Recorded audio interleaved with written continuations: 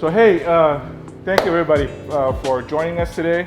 I'm Jeff Boonme, and we got Nolan here with the Edge Power Sport. So he's going to be doing the presentation today. And again, this is our first time of many to come. So there may be some glitches here and there, but we're going to perfect it with your help and suggestions. So today's topic is going to be how to prepare your motorcycle for your first ride. And he's an expert, so I will, as soon as I'm done here, I'll turn the time over to him. But just to kind of give you a little bit of information about our group. Our group is Dirt Bike Community,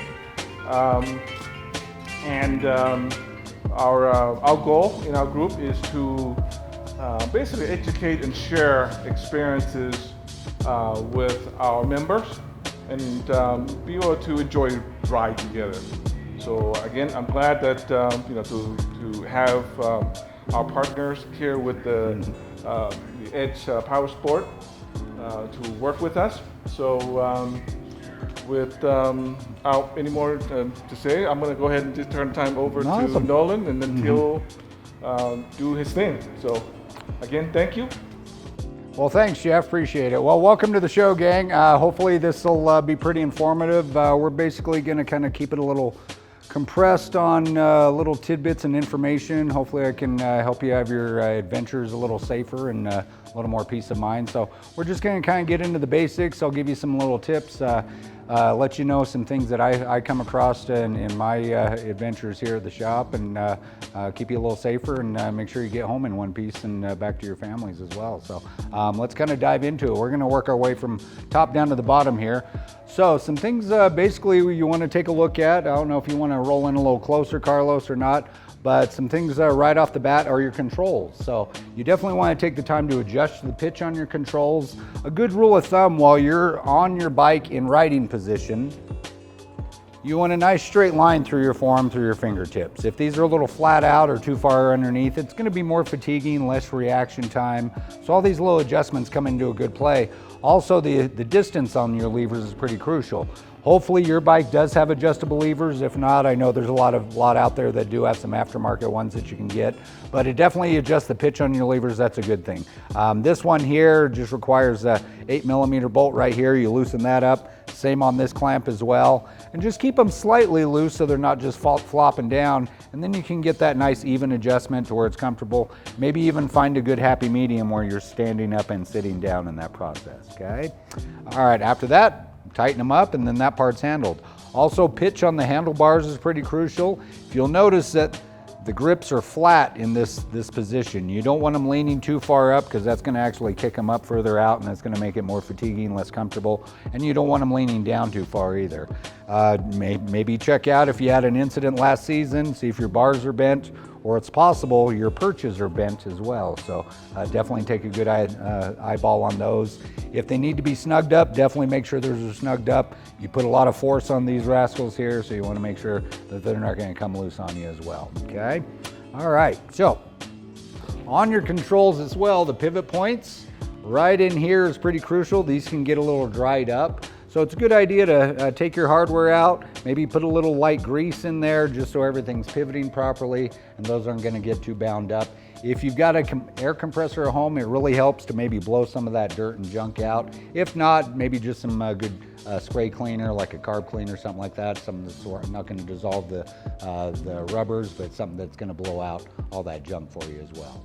So once those are lubricated and you know they're working properly, if you haven't addressed your hydraulic systems on, if you have a hydraulic clutch, it's a good idea to bleed that clutch out and just get some fresh fluid into it. So best process is you're gonna remove the cap out, and then, excuse me one second, I'm gonna grab my vacuum bleeder so we can get a good idea on what that looks like.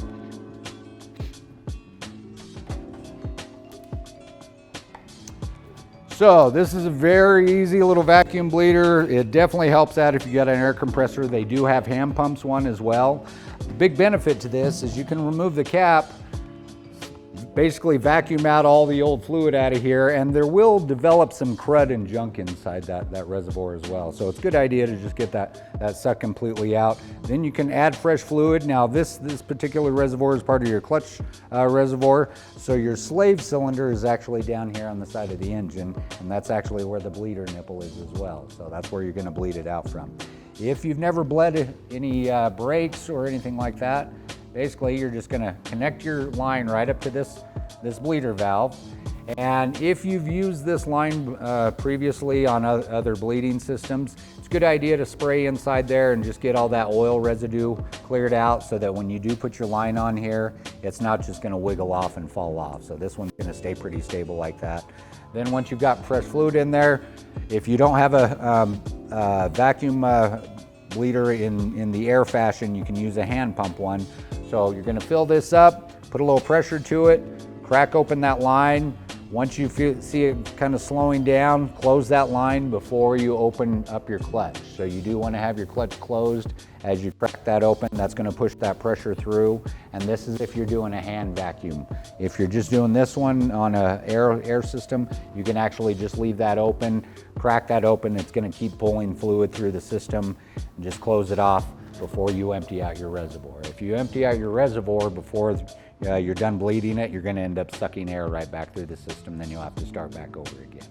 Pretty solid? All right, so we're going to move on over to our brake side. Most brake reservoirs do have a little sight window right up on the front reservoir here. Ideally, you want it to look a nice honey color, or a nice clear honey color. If that reservoir window is starting to look a little dark, it's definitely time to change that out. A lot of people don't realize the brake fluid, hydraulic fluid actually has a boiling point. So the fresher the fluid, the higher the boiling point is. The dirtier and moisture will get pulled into the system as well. That can actually drop your boiling point. So if you're really working your brakes, it's going to make them fade out a little quicker. So plus, honestly, it's nice to have some good crispy brakes anyway when you've got some good fresh fluid in there. Pretty much the same process on bleeding the brakes. Pull the cap off. If you want to suck out any of the junk, vacuum it out a little bit, add some fresh fluid up to the top of the reservoir. And then since we're doing our brake, your front brake is going to be right here. And it's going to be the same process.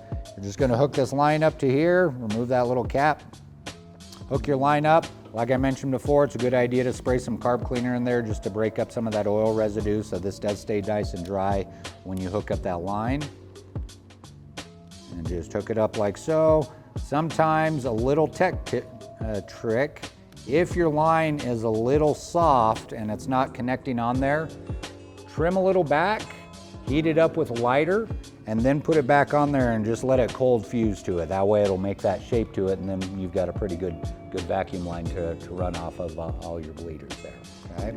So once that's connected, fill that up. You can use either a vacuum pump or an air pump, just like I've got here. And you may want to have someone stay on top of that one as you're vacuuming this out, because it can get bled out pretty quickly. Before you know it, you'll be sucking air before you've actually finished the job. So sometimes a little tag team on this process helps out a little bit. Or if you're just doing it manually, you can just have this line straight to just an empty bottle, have your line hooked up, and you can pump up your brake, hold the brake pressure on, and you're going to crack the line loose. It'll push that fluid out into your drain bottle.